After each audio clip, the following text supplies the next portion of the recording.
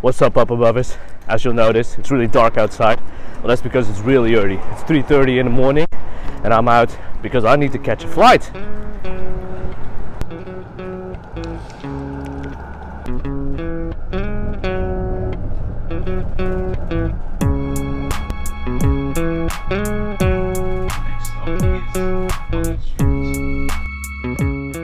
Alright, so I got off on the corner of Spencer and Collins Street and I'm now at Southern Cross Station.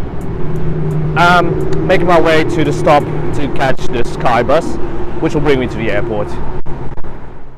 The Sky Bus is an airport shuttle bus service, with buses going up and down from Southern Cross Station to Tullamarine Airport or the smaller Avalon Airport. My flight departs from Tullamarine, where I arrived at 4:45 and made my way to security. Made it. Security for domestic flights is not as strict as for international, luckily. Time for some coffee. This will probably be the last time I'm taking an early flight. Anyway, time to get to some brekkies. The gate information would only appear after 40 minutes, so no rush in finishing my brekkie. At 5:50, I got my gate information.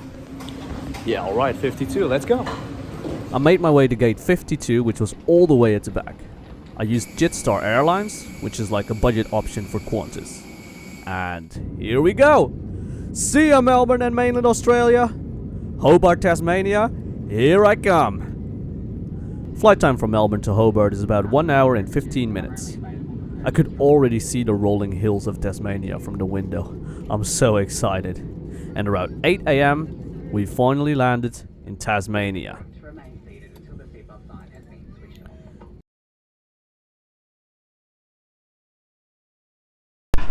Managed to get some sleep during my flight. Still feeling way exhausted though.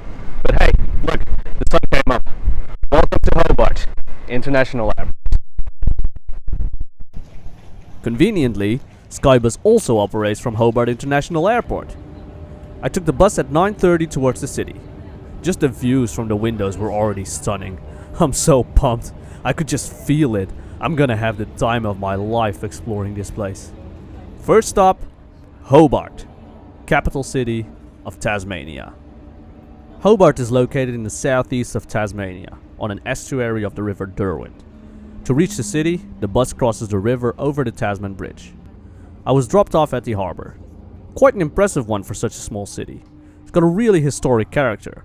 And so it should, as Hobart is one of the oldest cities of Australia, settled in 1803. It's the second oldest state capital after Sydney. A short walk from the harbour, you can find this, a Dutch and an Australian flag waving in the wind over a statue of Abel Tasman, after whom Tasmania is named, of course. It kind of gives me mixed feelings, you know, because there's always this small sense of pride every time I see a Dutch flag, and maybe it's just more relatability because it's part of an identity that I can relate to more than most Australians around me. But I think the danger of it is that it might come from a sort of nationalistic pride that supports the idea that, you know, us Dutchies, we were here first, instead of the Brits, after which Australia would later be modeled. But at the end of the day, Australia will always remain stolen land, stolen by Europeans from the Aboriginals. And let's not forget, although I am Dutch, it says so on my passport, I do descend from an Indonesian lineage, and we have our own gruesome colonial history. I know it's a depressing topic that doesn't really fit the nature of this video, but I find this too important of a topic to not mention. Moving on. Next to the statue of Abel Tasman, we can find the old town area, Salamanca Place. So this is Salamanca Place, named after a historic battle during the Napoleonic War. Now in Hobart, Salamanca Place is known for the many bars, the shops, Salamanca Square, and Salamanca Market. Very popular among tourists. Opens every Saturday. Now unfortunately, of the 5 days that I'm going to be here, Saturday is not one of them. But don't worry about that, because as much as I'm going to showcase of the capital city, it is not going to be the highlight of this journey. So from Salamanca Place you can reach the old suburb of Battery Point using a shortcut called Kelly Steps. Now Kelly Steps is named after an old Australian explorer, James Kelly. Just 48 steps, so let's go.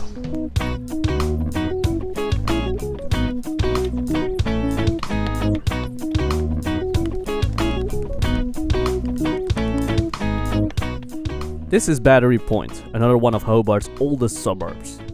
Pretty much wherever you walk in Battery Point, you'll have a clear view of Mount Wellington. Officially, it is called Kunyanyi Mount Wellington, to include its Aboriginal name. There is a notable elevational difference in Battery Point. It just goes up and down. I guess that's to be expected from walking up 48 steps to reach here. But seriously, look at this! Now, I love my bike, but I'm glad I don't have to use it here. One of the things that they'll say about Tasmania is that it's certainly very hilly. Now, I haven't even left the capital city yet. As a matter of fact, I'm pretty much right in the middle of it. But look at this view. Now, I'm telling you, you will not find a view like that in Melbourne. The name Battery Point comes from the battery of guns that were stationed along the coast as part of the city's coastal defense. Not much left of it, but the coast is pretty neat. Oh, and fun fact, legendary Hollywood actor Errol Flynn was born in Battery Point. I continued my journey through the inner city to check in at my hostel, then went on my way again. I'm positively surprised with Hobart for my short exploration. The city has heaps of history and a fairly cultural character. Surprising because the stereotype of Tasmania is the exact opposite, uncultured and backwards. But I guess that's just the story of the city and the countryside. I walked along the Tasman Highway towards the Botanical Gardens just outside the city. On my way there, I had a lovely view of the Tasman Bridge. It might not look like much on the video, but trust me, it's very impressive in real life. Victoria has two Royal Botanic Gardens, which I already mentioned before in previous episodes. One in Melbourne, one in Cranbourne. And if you come here to Hobart, you can visit the Royal Tasmanian Botanical Gardens. I can definitely recommend paying the Botanical Gardens a visit. Might be because I didn't come here with all too many expectations though, but I was pleasantly surprised. Heaps of variation here. The native gardens are quite large. I guess I could have known since Tasmania is quite famous for their unique species. But next to that, there's some exotic gardens and architecture, like this French arc and these Japanese gardens, which I reckon was the highlight of the Botanical Gardens for me.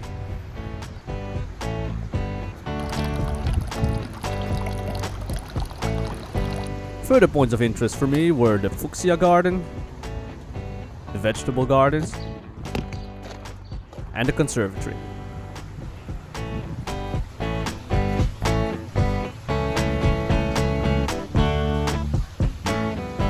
Oh, also, here's a fun fact. Hobart is one of the 5 gateways to Antarctica in the world. As a result, there is a sub-Antarctic plant house. Unfortunately, it was off limits while I was there. On the way back, I did a little exploring around the Tasman Highway. You can find a couple war monuments here, as well as the Aquatic Centre. Back in Hobart around dusk, I decided to do one last round of exploring, before heading back to the hostel. If you weren't convinced yet of the artsy side of Hobart, you should be now.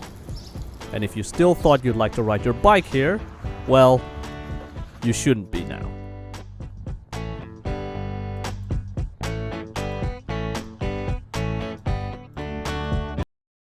Alright, so we're gonna do the structure a bit differently in this special episode. Your Australian word for the day is Tassie. So in earlier episodes we already covered that Aussies like to shorten words with the E suffix, right? Like Barbie, Mozzie, Bricky, Aussie. Well, place names are no exception. So Tassie is short for Tasmania, obviously, but you also have Brizzy for Brisbane, Goldie for Gold Coast, Stratty for Stradbroke Island, Sydney for...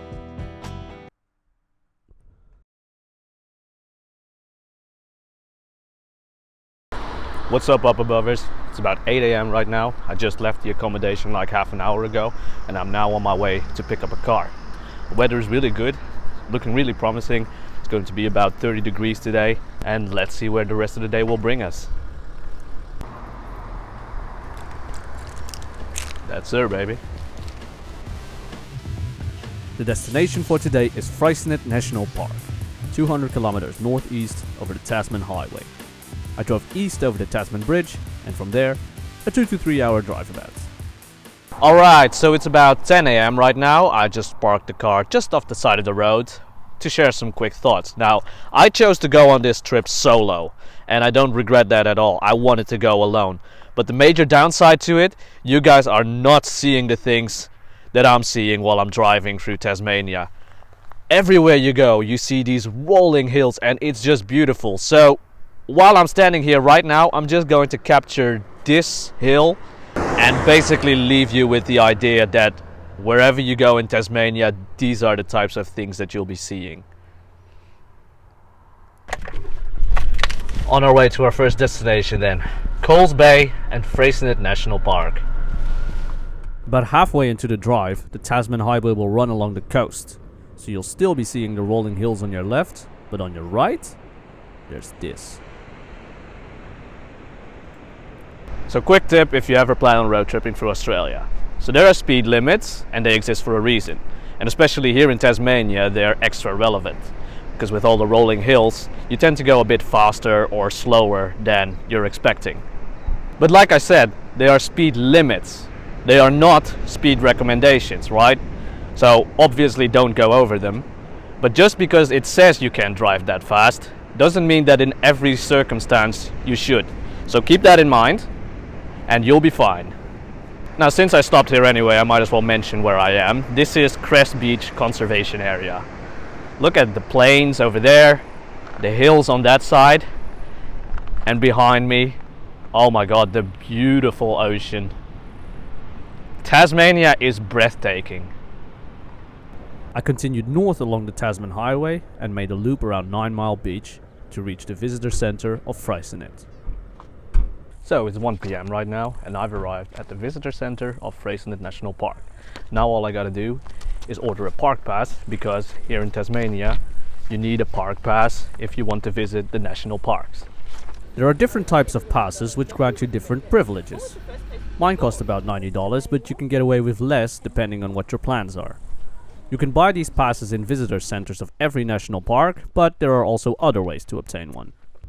From the visitor center, it's a short 15-minute drive towards the car park where all the hiking trails start.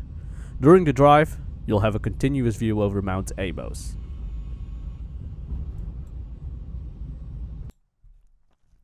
Alright, up above us, car is parked perfectly and in the shade. Got my boots on, bag is strapped. Let's do some bushwalking.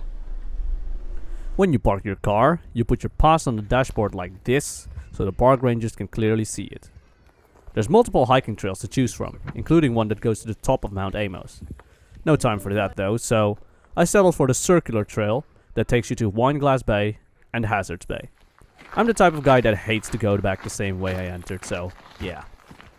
Anyway, the start of the trail will take you uphill through wattle and tea tree bushes with some rocky formations here and there. The weather was amazing for the fact that it's January. Some 30 minutes in, you'll reach the highest points of this hiking trail. Coles Bay Lookout and Wineglass Bay Lookout. Alright, would you look at that? So that's Wineglass Bay, our next destination. Well, have you ever seen water so clear as that? Let's take you there. As I mentioned, these lookouts are the highest points of the trail, so the hike to the bay is about a 30-minute descent. Or less, if you go at my pace. What can I say? Gotta use gravity to your advantage. Be mindful though, as you can see the way down is full of rocks, where you can sometimes find sunbathing lizards. I think this is a Tasmanian tree skink, but I'm no herpetologist. And speaking of trees, you will find forest further down the road with a eucalyptus overstory and an understory of blackwood, banksia and she oaks. And at the end of the forest, this is your reward.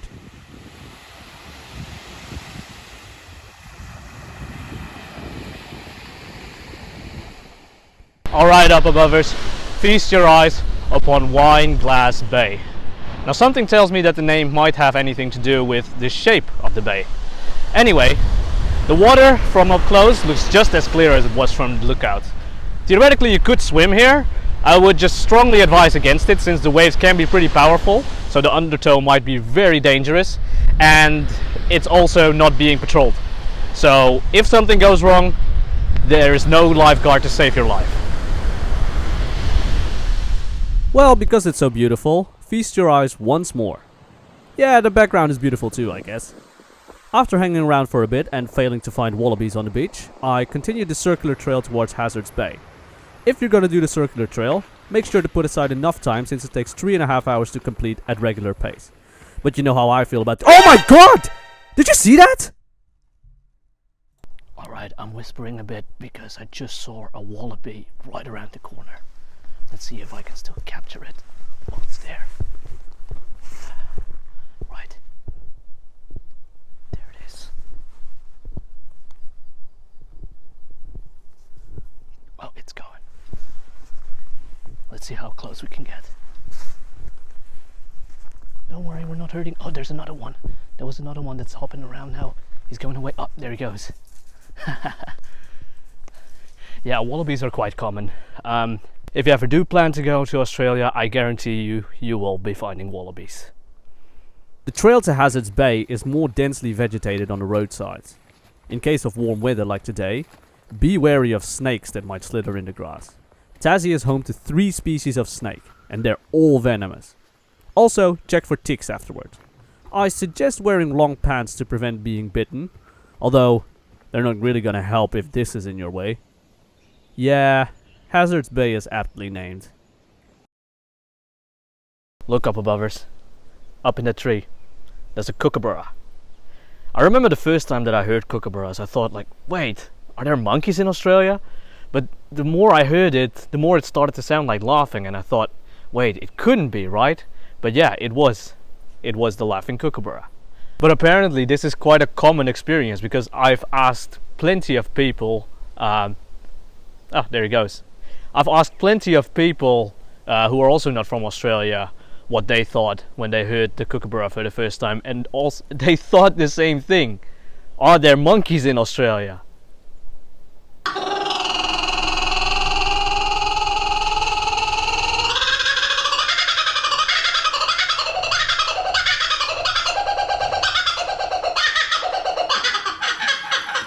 The end of the trail runs through a swamp. Hello, Mr. Lizard. Luckily for you, you can leave your rubber boots at home since there's just a boardwalk here. The boardwalk takes you up the dune near Hazard's Bay, from which you can see an awesome view of a true Australian bushland.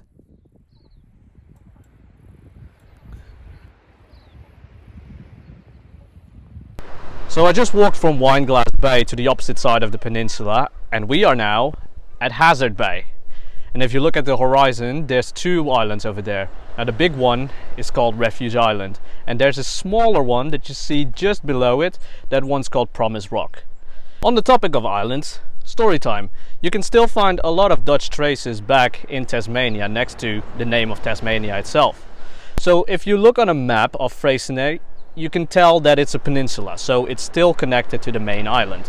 But just to the south of Freycinet, you can find an island that's pretty big, and that's called Schouten Island, named after Joost Schouten, who was an important diplomat of the Dutch East Indies Company. So Joost Schouten was a member of the Council of the Indies. This council was responsible for governing the Dutch East Indies, present-day Indonesia. But the council was also responsible for dispatching Abel Tasman on his first voyage, where he discovered New Zealand and Tasmania. So the other members of the council also had locations named after him. Tasmania is obviously named after Abel Tasman, but this only happened in 1856, 214 years after the first voyage in 1642. When Abel Tasman first discovered Tasmania then, he called it Van Diemen's Land, after Anthony van Diemen, who served as the Governor-General of the Dutch East Indies at the time. His successor, Cornelis van der Lijn, had Vanderlyn's Island named after him. Now here's a fun fact. Vanderlyn's Island was actually not an island. Tasman recognized it as an island by mistake. In fact, it was a peninsula, and not just a peninsula. The area that Tasman called Vanderlyn's Island during his first voyage is now known as the Freycinet Peninsula. So that's where we are right now, right? And just below Vanderlyn Island, there is Schouten Island, which is already mentioned. The rest of the council members had islands named after them in the south of Tasmania. Johan Maatsuiker, who would later succeed van der Lijn as Governor-General, had Maatsuiker Island named after him. Northwest of Maatsuiker Island is de Wit Island, named after Cornelis Jan Witse. Finally, just south of Bruny Island near Hobart is an island group called the Friars. When Tasman discovered it, he called it Boreel Island, after Peter Boreel. The final council member was called Salomon Sweers, but I haven't been able to find an island named after him. However, there is an island in Queensland called Sweers Island. Well, the more you know, I guess. Mindful that the trail to the car park is quite long and not for the faint of heart. It's a rocky trail, so make sure you're wearing appropriate footwear. But the trail does go along the coast and the views are quite the saving grace. Does not take away the fact that the trail is a bit monotonous and it just feels endless. It definitely took over an hour at my fast pace. But trust me, eventually you will find the forest again and the car park won't be too far anymore. Oh, finally.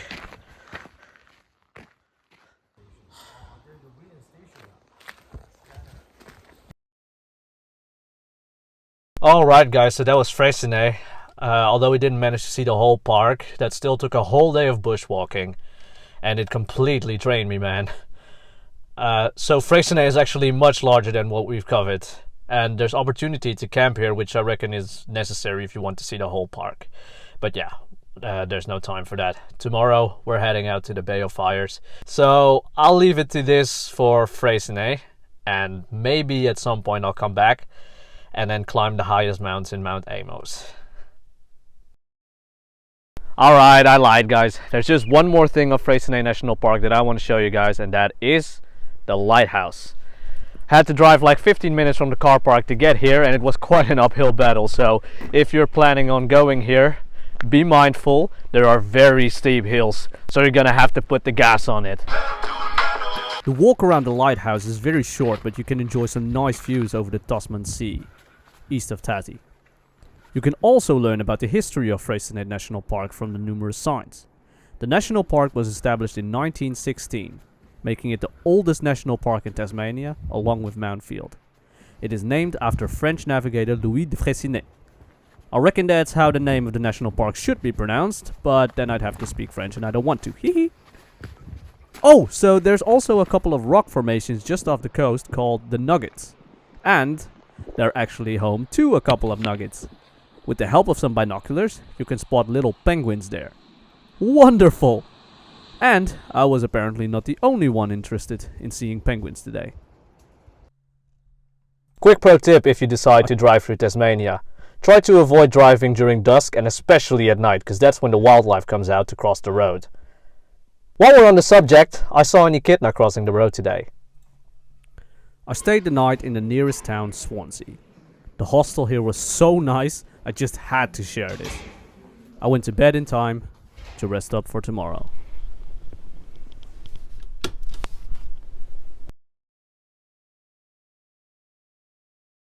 Good morning up above us. It is Tuesday the 17th of January and we are headed out again, this time to the Bay of Fires conservation area.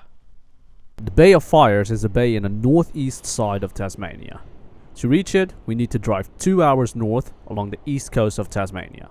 Considering how short that is, I decided to take it a bit easy for today. Okay, so admittedly the weather isn't that great, but I hope it'll still clear up during the Arvel as is forecasted. So before heading out to the Bay of Fires, I decided to visit the little town of Bicheno, which has a few good lookouts like this blowhole lookout. There is also opportunity to see penguins over here, but yeah, with the bad weather and the fog, and you know, just for the bad weather itself, it's probably not going to happen today. But that doesn't matter, because this is basically just a little pit stop. Is what I said, but you'll always see that it never happens the way you plan it. The coast of Bicheno is full of these red rocks. I saw more of these red rocks further up, and a rock dam which connects them to the rocks I was standing on. Now, I don't really remember why, maybe I just felt adventurous, but I decided to head there over the dam. So yeah, I sort of trampled / rock climbed my way through the wet rocks to the other side, with probably nothing to gain from it other than a tiny boost in ego. I mean, the sea is great to see, don't get me wrong, very impressive, but the weather really kills the view.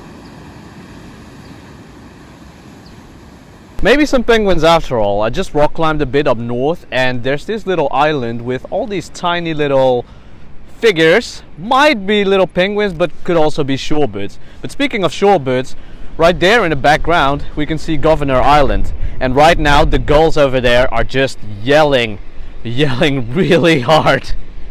I went a bit further inland at some point to see if I could get closer to Governor Island. Here, I was standing on the highest rock in the area to get a complete view of the island. Listen to them yelling!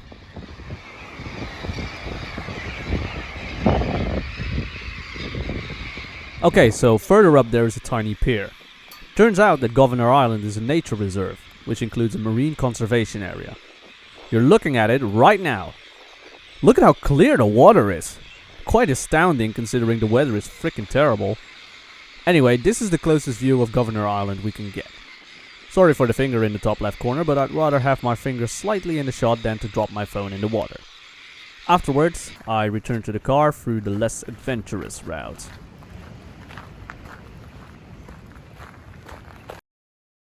Alright, so that didn't really go as planned. It's almost 11 AM by now, and instead of staying for like 30 minutes at the blowhole lookout, I decided to rock climb my way all the way to Governor Island in the north. Which I don't recommend you do, by the way, unless you are already experienced and you are confident about it. Because for one, it's dangerous, and second, it was raining, making the rocks very slippery. So actually rock climbing was quite an irresponsible deed. Either way, I'm quite happy for doing this. Time and time again, I'm starting to find out that this trip to Tassie, it is not just about the destinations themselves. Tassie in itself is just extremely beautiful, and there are so many more beautiful things that you can do other than, you know, the main destination that you are planning to go for. Speaking of that, before I'm headed to the Bay of Fires, I think I'll just do another stop at one of the national parks. Douglas-Apsley National Park. Again, as you'll always find out, plans changed. So I'm walking on Red Bull Beach right now, which is just a bit north of Bicheno, because there is a small island over there which is called Diamond Island. And it is reachable sometimes during low tide. And it just so happens that I can make it during the first low tide. So let's hope that we can reach it. Red Bill Beach is just 5 minutes from Bicheno by car. The name Red Bill is probably derived from the sooty oyster catchers that breed here, which sport red bills. Red Bill Beach is the main surfing beach in the area, and lo and behold, even in weather like this, there were surfers. And here, you can see Diamond Island in the distance. After walking about 10 minutes from one side of the beach to the other, I reached the crossing. Alright, up above us, so there in the background, that's Diamond Island Reserve. Officially, it's low tide in about 5 minutes, but I think the water has retreated well enough that you can traverse already. There's some oyster catchers and some gulls out foraging already, so I'll try to make my way through without disturbing them too much. As the water retreats, many sea critters wash up ashore, becoming easy prey for shorebirds. Remarkably, I found many washed up jellyfish. No, seriously, look at this!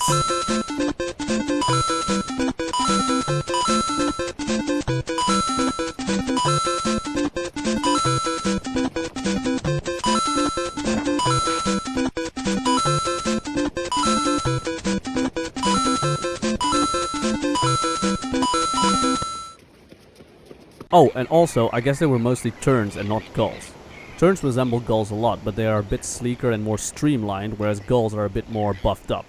Also, terns generally have sharper and pointier bills than gulls, which have thick and hooked bills. In a nutshell, Diamond Island is a diamond-shaped island just off the coast of Bicheno. Sometimes, however, it's not an island. You see, sometimes it can be connected to the mainland by what's called a sand spit. That's a place where loads of sand is heaped, creating a landform that manifests as a long strip of sand.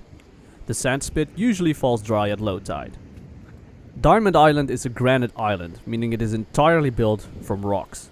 They're everywhere on the contours of the island. If you look at the island from above, it also just looks like one big rock. I believe sometimes Diamond Island is referred to as Cod Rock. What you can also see from the map is that the center of the island is covered in green. Well, it is a nature reserve, so makes sense that there's vegetation. The layout is very interesting though. It most likely indicates how far inland the tide can reach. The rocky outlines are probably flooded every so often, making it impossible for these plants to establish here. Doesn't mean that there's no life possible in this zone. The rocks are home to small sea critters which can live above and underwater, like this crab. On the top side, breeding birds like these gulls have set up their nest here. Other breeding birds include sooty oyster catchers and little penguins, though I haven't managed to spot one of those here. Also, many of these rocks are covered in this green stuff, which are lichen. We're gonna be talking about those later on in the episode. Just know that when you're crossing these lichen, they can be darn slippery, my friends. Alright, I just did my climb around Cod Rock and I'm now at the northern tip of the island. If you look at the waves in the background, that just reaffirms my fear of the ocean. They are so powerful, I wouldn't want to be stuck in that. I wouldn't wish that to anyone. Anyway, I think it's time to head back, because I also don't want to be stuck on this island when the tide returns. I headed straight for the sand spit. I mean literally, I went in a straight line so I wouldn't have to go around over the rocks. Whether it was the fastest way is debatable. The vegetation is very dense but also tall. You can't see the depth of what you're stepping into, and as a result, you might collapse into the bush. Finally some good old bushwalking. After the bushwalk, I was covered in spiky and sticky plant seeds. I'm pretty sure this nature reserve is not being managed. Point of the story: don't bushwalk unless you have no other option. I arrived at the sand spit just in time as the tide started creeping in, forming a tiny stream. Then, it was time for round 2.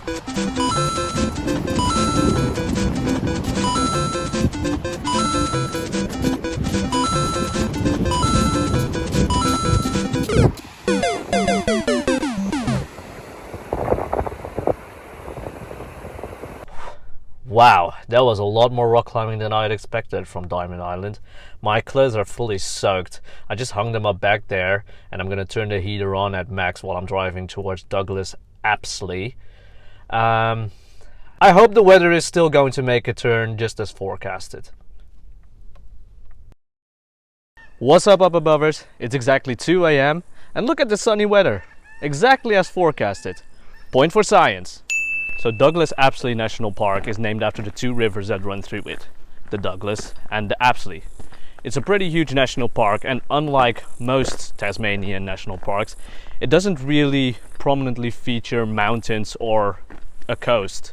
Instead, it's more like a forest. So you can kind of imagine why I was keen on going here. There's one main hiking trail called the Apsley Gorge Walk, which only runs along the Apsley River. It's a 3 to 5 hour return, so be prepared. There's also a short 10-minute trail which is part of the Apsley Gorge Walk that brings you to the Apsley Waterhole, much closer to the starting point.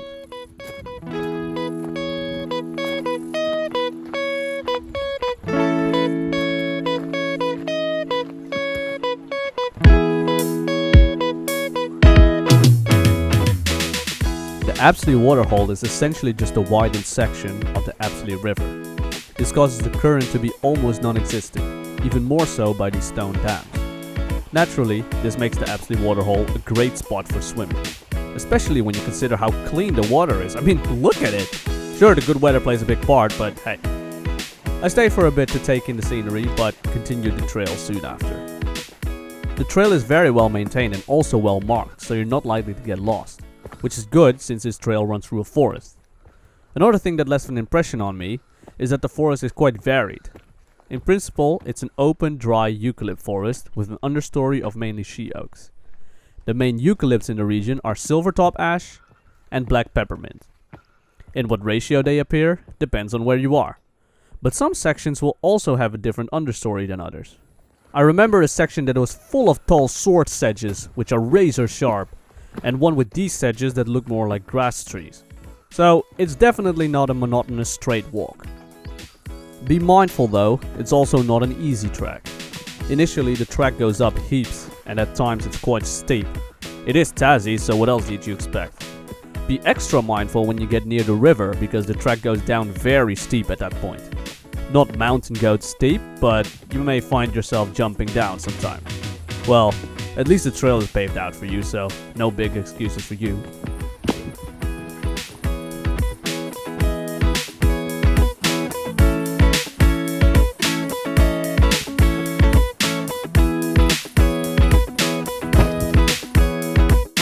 Alright, that took a while, but you finally get somewhere.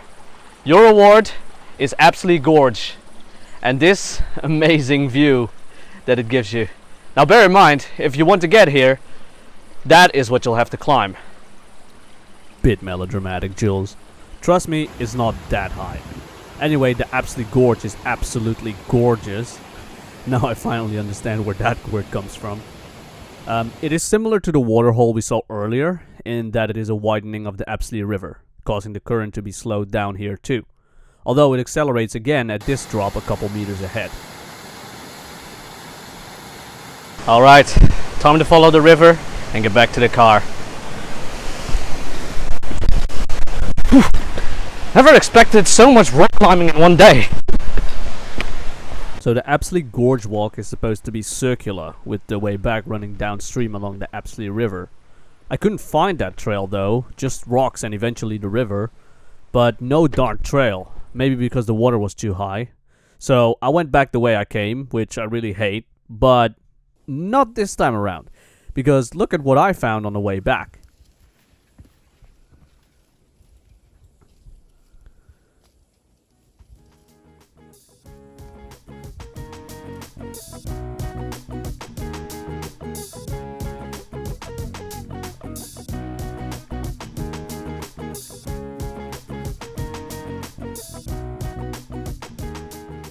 The animal you just saw is called an echidna. They look very similar to anteaters and other spiny animals such as hedgehogs and porcupines, but they are not closely related to them. Their closest relative, which you might know, is the platypus. And like the platypus, echidnas are also egg-laying mammals. First time I saw an echidna was in Freycinet when it crossed the road far ahead of me. Obviously I couldn't put them on a video then, but this time I did, and look at how close it was. Yeah, this definitely made my day. I also saw a hawk later on, but couldn't capture it quite as well. How does that quote from the Spider-Man movie go again? If you expect disappointment, you'll never really be disappointed. Let's just say Douglas-Apsley isn't really one of the most popular destinations in Tasmania, but it delivers. There are some gorgeous views out there. It's an amazing hike, and maybe I'm biased because I'm already in forestry, but yeah, it's a pretty nice forest. And I saw an echidna. So yeah, if you ask me, put Douglas-Apsley on your list, guys. I drove from Douglas-Apsley to the Bay of Fires region in one go, only stopping in Scamander to fill up on petrol. So the Bay of Fires is, apparently, this long coastline in northwest of Tasmania. At the time, I thought I had to go for this area, the Bay of Fires conservation area, not knowing it was the whole stretch from here to there. What it was really heading to was an area known as the Gardens. The road towards here is quite confusing as you'll need to cross privately owned land to get to the start. Well, I can confirm the road gets you there eventually. And as I arrived, I was greeted by a superb fairy wren. Alright, enough lollygagging. Alright, it's 8 PM and as you'll notice, the weather started taking a turn, but this was forecasted, so point for science again. Although in this particular instance, I would like to see science lose as I want to see the sunset over here. Where am I? Well, this is the Bay of Fires. Still did it. And as you can see, also red rocks, the same kinds that we saw in Bicheno. Before getting into what the red color actually is, a small briefing about the Bay of Fires. I thought the name was in reference to the red color of the rocks, which are reminiscent of fire. But it was actually given its name by explorer Tobias Furneaux in 1773, when he saw the fires of Aboriginal people on the beaches. The Bay of Fires region is known for its white sand, blue water and red granite rocks. Red rocks for sure, but the weather plays a huge role in displaying the white sand and the blue water. Well, can't have everything, I guess.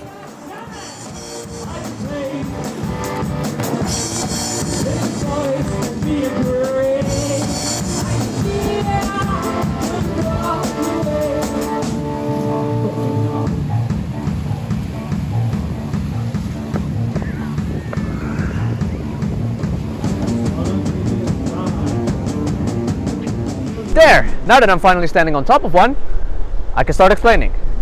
So the red that you see on the rocks, they are lichen. In Dutch, we would call that korstmols. It sounds like a plant, but it actually isn't. As a matter of fact, it's not even a single organism. A lichen is a symbiosis between a fungus and an algae. So you see, fungi are not able to make their own carbon compounds, so organic matter, under the influence of sunlight. In other words, they can't do photosynthesis. So what they're doing is they partner up with algae that can do photosynthesis so that they can still get their carbon nutrients. And in return, the fungi, which is much bigger, covers the algae as if it was a sort of layer to protect them from being eaten by predators. The Gardens is part of the Bay of Fires conservation area. Not the same thing as the Bay of Fires per se. You can find it just behind the beach along the Bay of Fires coastal walk. It's a large, protected, native grassland area. Or at least, it should be, considering it is a conservation area. Quick intermezzo, because the botanist in me couldn't resist. When it comes to the nature reserve, you can tell that it's very overgrown, so the area could use some management, and there are a lot of weeds over here. So, for example, over here we can find a plant that's called spear thistle. European native, doesn't belong here, and yeah, grows literally everywhere. And the other one you can find over here, which is blackberry, also just a really annoying pest. Alright, so I reckon that sunset ain't gonna come, so I'll be heading in the direction of my accommodation anyway, stopping at only one more place that I'd like to see and want to show you. Just to get a better sense of the Bay of Fires and where we were, the Bay of Fires stretches all the way from Eddystone Point to Bonorong Bay. The Gardens are right in between. Alright guys, last stop, but for real this time. So the rocks behind me are red again. So apparently this is still part of the Bay of Fires area. This is Skeleton Bay Reserve in Bonorong Bay, which is the southernmost tip of the Bay of Fires. So this lookout is apparently very popular among tourists, and they usually take pictures here when the sun is out. Unfortunately no sun for us, but it is what it is. Well, when the sun does shine and you happen to be in a neighborhood, make sure you snag yourself a picture with this view.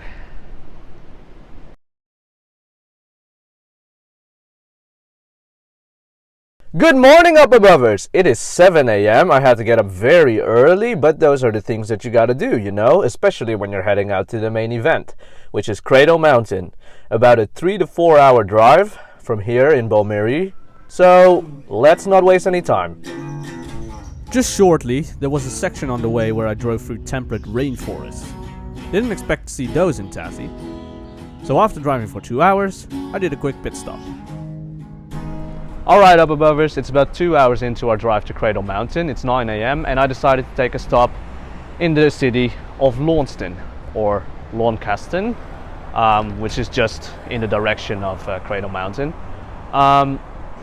It's not that the city isn't noteworthy, but since we're just low on time, and honestly this channel is more about nature than the travel itself, I suppose I'll just be leaving it to this. I'm going to do some shopping quick at Coles and then head back on the road. I'll give you a brief summary anyway. Launceston is the second city of Tasmania behind Hobart, with a population of almost 90,000. It was established in 1806, a few years after Hobart, making Lonnie also one of the oldest cities of Australia. Like many Aussie places, it was named after a place in the United Kingdom. In this case, Launceston, Cornwall. Kinda hate that I'm allergic to nuts, because honestly that's just the best way to get some mobile protein, but yeah. So anyway, I went on my way again. The drive from Lonnie to Cradle Mountain would take another 2 hours, so be mindful of the driving time. Tassie isn't as big as the Aussie mainland, but it's still bigger than the Netherlands. Anyway, I'll see you guys when we get to Cradle Mountain. Just making a quick stop on my way to Cradle Mountain, even though I wanted to drive in one go from Launceston. I figure a break is also not a bad idea, but what I really wanted to share is this. Imagine driving over the roads of Tassie and just seeing this for like 10 minutes straight in front of you. This is just too amazing, and the hills just go on. Just for good measure, I can share bits and pieces of the drive since I brought a little tripod. But I can't make very long videos since the tripod just falls after driving for a while. Anyway, Fast forward! What's up above it? It's 12 p.m. and I just arrived at the destination, which means it's been a 5-hour drive, including all the stops. If I was better informed beforehand, I probably would have sought accommodation closer to Cradle Mountain, but anyway, it's what it is. So I left the car here in a parking spot because you cannot reach Cradle Mountain by car. Instead, you need to take a shuttle bus, for which I have a ticket because I have a parks pass. So I'm headed out to the shuttle bus and then I'll see you at Cradle Mountain. If you're ever keen to visit Cradle Mountain, spoiler alert, you will be, here's some practical information for you. You can only reach Cradle Mountain by shuttle bus from the visitor center. This is because the road towards the national park, Cradle Mountain Road, is privately owned. Only shuttle buses are allowed on it. The shuttle will take you from the visitor center to Dove Lake Car Park, which takes about 20 minutes. You are also able to hop off on one of the in-between stops. Shuttles drive back and forth every 10 minutes. The last shuttle bus will leave Dove Lake at 7 p.m. So it is important that you're back before 7, or else you'll have to walk back to the visitor center, which will take you 2 hours. Alright, up above it. Welcome to Cradle Mountain National Park. So part of the reason that I wanted to be earlier is because of the weather. As you saw from the earlier videos, it was quite sunny out while I was driving here. Right now it's gotten a bit more cloudy with rains, showers every so often, I mean. But the sun breaks through every once in a while as well. So before you start your walks, shuttle bus takes you all the way to Dove Lake. As you know, it's also very windy here. And at Dove Lake, you need to register yourself in that cabin, which you just can find your body. Alright, let me pause the video here for a sec to explain what that was. Like I mentioned, it was quite windy at Cradle Mountain. I'm wearing this microphone and it's quite sensitive, so when strong wind gusts come around, it will jam the microphone. This is going to get worse as we're climbing up the mountain, since we'll be more exposed to the wind. So I will just voice over my live vlogs on a mountain and try to figure out what I said back there. Hope you understand.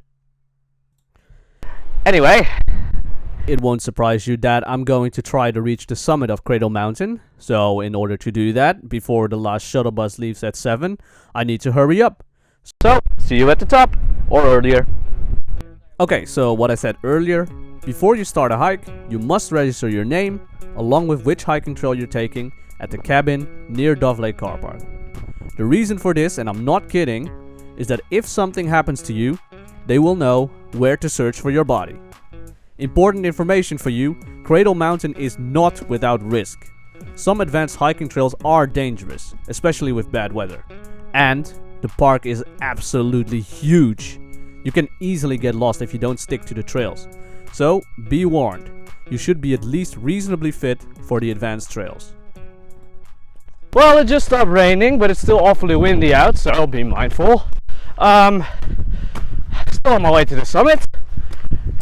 Just looking at the landscape, there's something magic about this place. Everything feels so pristine, you know, so untouched. It's amazing. Cradle Mountain is seriously a must-see for Tasmania. I can't stress it enough. Cradle Mountain is stunning, astonishing, absolutely gorgeous. The weather sure could have been better, but can you imagine how beautiful it would look on a clear day? A bit of information about this national park. The official name is Cradle Mountain Lake St. Clair National Park. It is a relatively large national park at 1,600 square kilometers, and it is situated in the Central Highlands of Tasmania. Very different from the Central Highlands in Victoria, where I work. Cradle Mountain is found in the north of the national park, where also the visitor center is, while Lake St. Clair is found all the way down south. These are basically the vertical boundaries of the national park. There are many hiking trails to choose from, with the highest density around Cradle Mountain. However, there is at least one trail that takes you from Cradle Mountain to Lake St. Clair. This will most likely take you 2 days to complete, so there are camping possibilities in between. I did the following trail. From Dove Lake, I'll be passing Lake Lilla, Wombat Pool, Wombat Peak, Marion's Lookout, in that order, and from there on to the goal, Cradle Mountain Summit. The vegetation community around Cradle Mountain, or at least the parts that I visited, could be considered alpine heath and grasslands. I was probably walking at an average elevation of 1100 to 1200 meters, so yeah, that should check out for alpine conditions. It can definitely snow here, but you're more likely to find that in the winter months, so from June to August.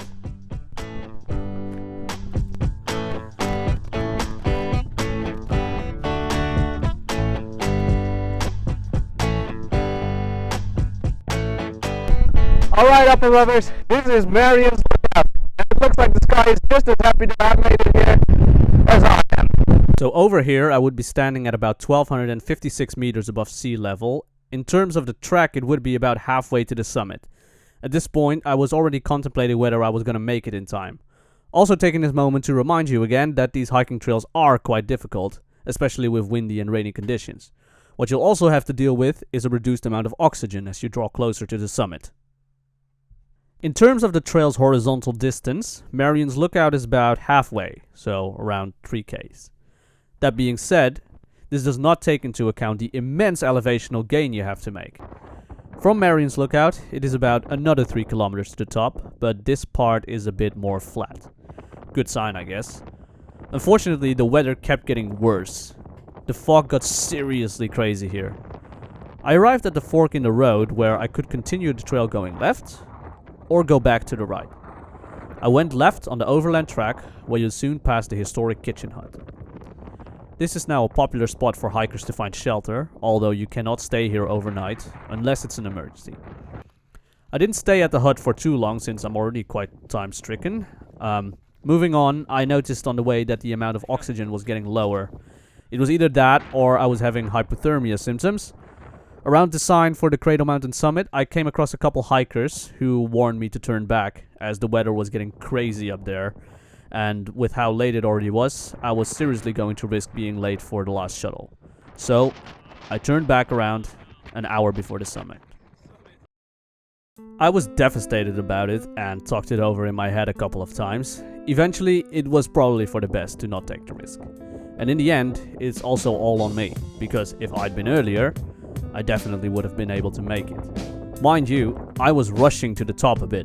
But hey, these are the things you learn on the way, so that next time you can do it right. And if it's up to me, there is going to be a next time. 100%. So I passed the kitchen hut and the fork in the road on my way back. I took the other way back to Ronnie Creek car park, which I felt confident enough to do since I wasn't in a rush anymore. I looked back at Cradle Mountain and all I could see was fog. Definitely for the best I didn't go. Can't imagine you'd have a view from the summit anyway. The trail to Ronnie Creek was a lot more straight with less elevational difference. It basically goes straight over the rolling hills. In general, you'll still be quite high, allowing for some breathtaking views of the area. I saw a rocky peak in the distance from the trail and headed straight for it. I wasn't shy about climbing it, so here I am standing on a peak anyway. Might be Crater Peak. The angle definitely checks out, but I'm not sure. Still, the view is quite breathtaking. I descended into the crater through the alpine grasslands with mountains and hills in the background. I stopped a few times to drink in the beauty of the scenery.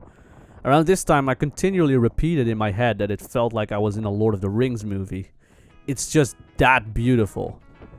As I descended along the track, I watched the alpine grasslands gradually morph into bushlands. About an hour into the way back, I watched the sun break through the clouds, exposing the natural beauties of the national park.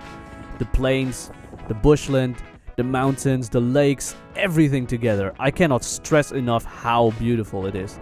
My videos can't do justice to the feeling of actually being there and seeing it with your own eyes. But I'm going to try here.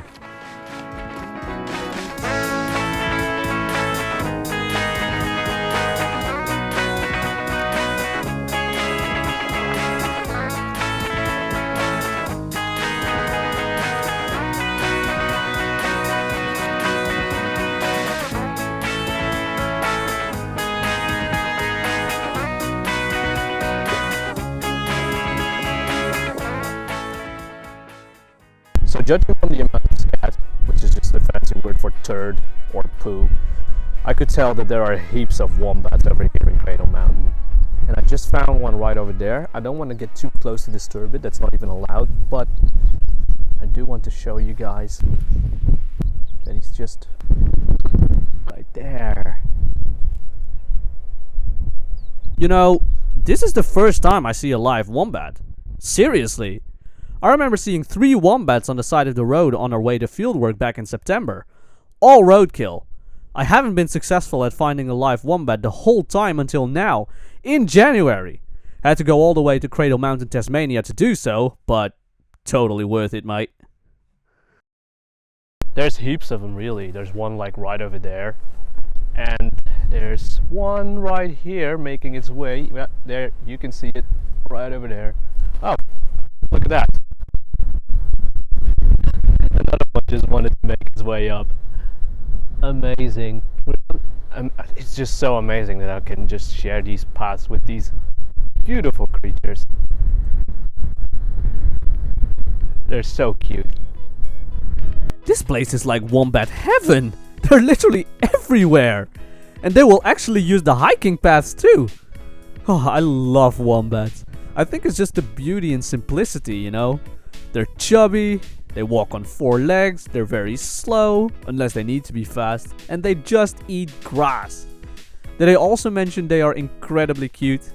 I think they're my favorite Aussie animal. Like kangaroos and koalas, wombats are marsupials, meaning they carry their young in pouches. The koala is one of their closest relatives. Wombats live in burrows, which they dig using their hind feet in a backwards motion, to prevent their young from getting buried in their pouch. Another interesting fact is that their scat is cube-shaped. And finally, although they are incredibly cute, adult wombats are very territorial. Round 1. Fight! You are nothing. Excellent.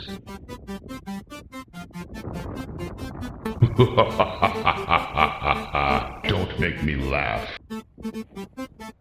Finish him. Is that your best? It's official. You suck. Cradle Mountain is a great place for wildlife, as long as you're looking in the right places. And have some luck. Next to wombats, Cradle Mountain is also home to wallabies, possums, quolls, and Tasmanian devils. You'll need some luck though to find those last 2. And if you're really lucky, you might also find a platypus. So that was Cradle Mountain up above us. I am absolutely exhausted. I was thinking of going to Strand before going to the motel, but I think I'll just be heading straight to my bed. So of course I'm slightly disappointed that I didn't make it to the summit, but sometimes you just gotta be the better man and decide when enough is enough. And that was definitely the case here. It was too dangerous, and in hindsight, it was the better decision. But as a Dutch football legend once said, every con have its pro. So because I never went to the summit, I didn't have to hurry on the way back. And I took another route, which was, first of all, extremely beautiful, and allowed me to see heaps of my first wombats. So Cradle Mountain completely blew me away. Even if I didn't make the summit, that's not what it's about. It's about the experience, and oh my god, you guys, put Cradle Mountain on your bucket list. Cradle Mountain is genuinely the most beautiful place outside of Indonesia in the whole world that I have been to up until now. When you go to Tasmania, Cradle Mountain is a must. I left Cradle Mountain at around 6 PM and headed for the nearest town, Queenstown, about 1.5 hour drive. I was also caught in a huge storm on the way. Made me wonder if that came from the Cradle Mountain area. Anyway, I arrived in Queenstown at about 8 PM. Oh my, what a trouble, you guys. So I arrived in Queenstown, where my motel is, went to the servo to fill up on gas. It's after hours, so you have to use the pin pad. And my card got declined. So I stress out, try to find the nearest one, which is in Strawn, 30 minutes away. But it's closed, so I might be running into the same problem. Oh my god, I was cornered. But I was so lucky that this couple came along that also wanted to fill up on gas. And I had $30 in cash, coincidentally, with me. So they were willing to authorize $30 on my pump in return for my cash, of course. And honestly, if they weren't there, I would have been pretty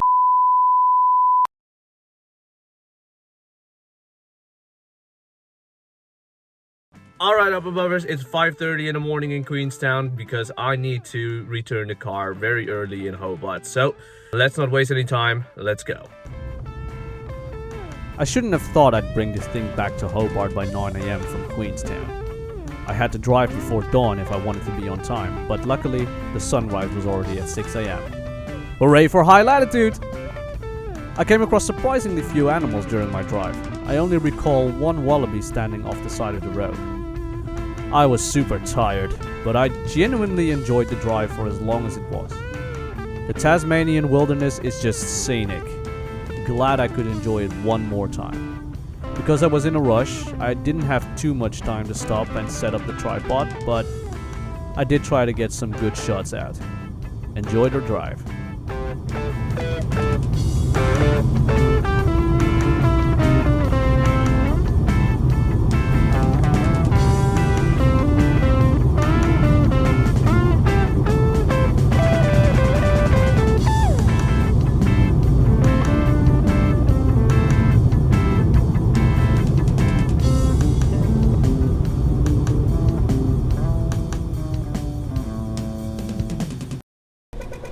Back in Hobart, baby.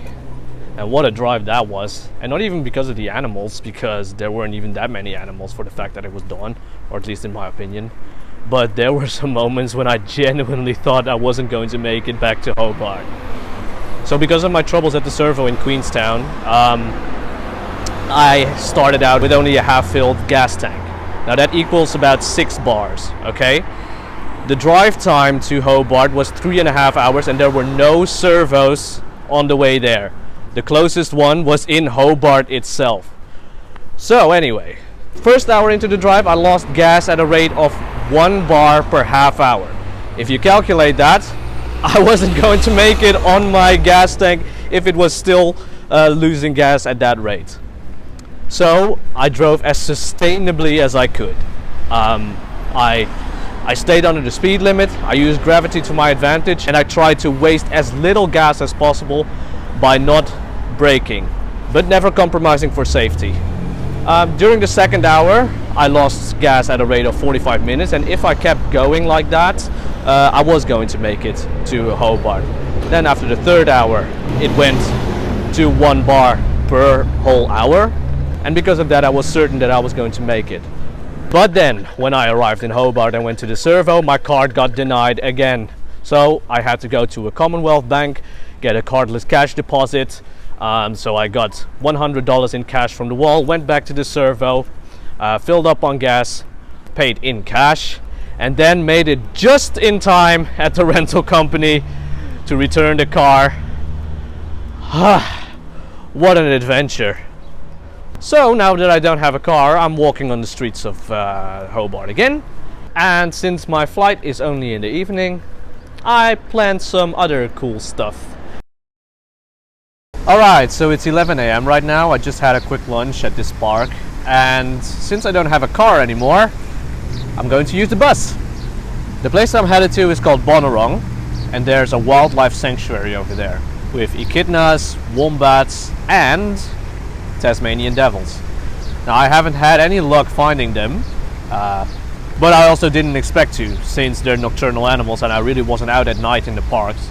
But even in Melbourne Zoo I couldn't find them, just because they're nocturnal. So I'm hoping I'll have more luck at this place. Bonorong is in one of Hobart's outer suburbs, Brighton. The bus took us sightseeing into suburbia, including the old town of Glenorchy. It's amazing that just when you reach the outskirts, you can already have a grasp at the landscape of Tasmania. We crossed the River Derwent into Bridgewater, where I transferred in order to get to Brighton. So about 20 minutes from the bus stop in Brighton, we can find this place, the Bonorong Wildlife Sanctuary, where I'm going to see my very first Tasmanian devils. Bonorong is a wildlife sanctuary, an area where animals which were rescued from captivity, killing, poaching, or other means that disable them from surviving in the wild are protected and nurtured. The goal is to one day set them free, but this proves to be a huge challenge. Some animals were harmed to such an extent that release is no longer possible, or they have become too attached to humans. So I'm standing at the Tasmanian devil enclosure, like right over here, and I think he's just gonna come around. Oh, there he is! Look at it! It's a Tasmanian devil! Another one to strike off the goal list. So yeah, Tasmanian devils are of course endemic to Tasmania. There he goes again. But there's also a population in New South Wales. The Tasmanian devils are an endangered species, so it's a pretty good thing that we have these sanctuaries over here to protect them.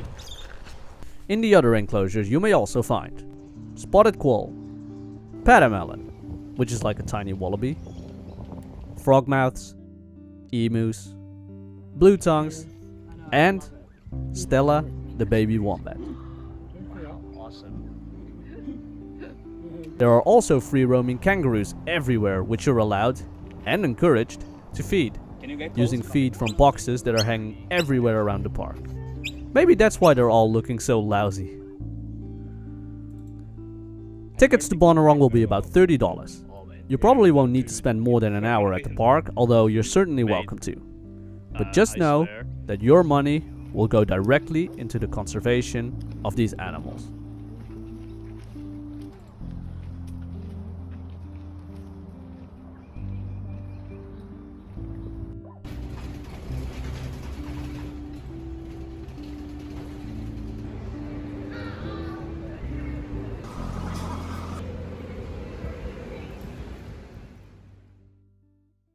What's up, up abovers? It's 6:30 p.m. here in Hobart, which means that my flight will be leaving in 3 hours from now. So while I'm waiting for the bus to arrive, I'm at the pier and I had some time to reflect on my journey. I'm very satisfied with my journey. My colleagues have been telling me to go to Tassie, that it's so amazing, that it's beautiful, and I was very skeptical about it. For one, I had just arrived in Australia and thought Australia was the next best thing ever. How could Tasmania ever top it? But now that I've experienced it myself, it is absolutely something different and so much worth it to watch.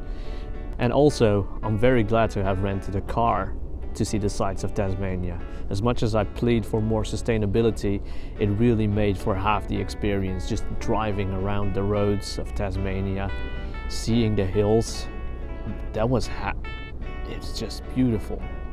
But I think the most important thing that I learned from my journey is that you need to accept that you are going to make mistakes and that you learn how to deal with them. I wish I would have gone to Cradle Mountain earlier. I wish I would have checked my card better. I wish I had better prepared my petrol so that I didn't run into the servo emergency situation that I was. All those things, I didn't plan them out, but they happened anyways. And out there, you're on your own. So you need to accept that these things happen. You are making these mistakes, but in the end, it's how you deal with them that actually matters. And that's the message that I really want to give to you. So, with the little time that I have left, I guess I'm going to say goodbye to Tasmania, say goodbye to Hobart, make my way to the bus stop and get back to Melbourne. Just because it's so beautiful and I didn't manage to record it on my own drive, here's some footage of driving over the Tasman Bridge. This is where it started, this is where it'll end.